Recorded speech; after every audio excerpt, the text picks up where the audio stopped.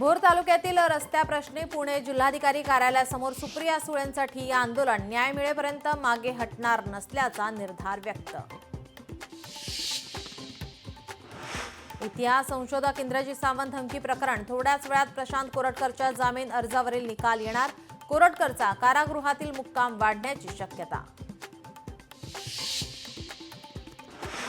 पुण्यातील ईश्वरी भिसे मृत्यू प्रकरणी डॉक्टर सुश्रुत घैसासांविरोधात कारवाई होणार. सूत्रांची माहिती. उच्चस्तरीय समिती आणि धर्मादाय आयुक्तांचा अहवाल सरकारला प्राप्त. प्रथमदर्शनी डॉक्टर घैसास दोषी असल्याची माहिती.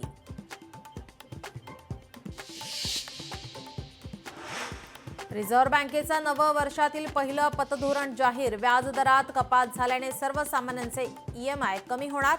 रेपो रेटमध्ये 25 बेसिस पॉइंटने घट. तुळजापूर ड्रग्ज प्रकरणात 13 पुजाऱ्यांच्या सहभागाचा आरोप. सरसकट पुजाऱ्यांवर आरोप नको. पुजारी मंडळाचे अध्यक्ष विपिन शिंदेंची विनंती. तर 35 पैकी 21 आरोपी फरार.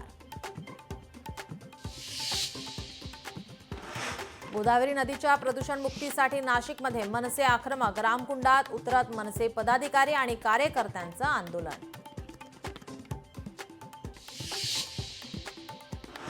मनसे नेते संदीप देशपांडेंना अज्ञात व्यक्तीकडून धमकीचा फोन. मराठी विरुद्ध अमराठी वादाच्या पार्श्वभूमीवर धमकी. दादर पोलीस स्थानकात तक्रार दाखल. 26/11 मुंबईवरील हल्ला प्रकरणातील आरोपी दहशतवादी तहव्वूर राणाला आज उशिरा किंवा उद्या पहाटे भारतात आणण्याची शक्यता. राणाला NIAच्या कोठडीत ठेवण्याची शक्यता. लोकशाही मराठी ऐका, पहा, जागरूक रहा.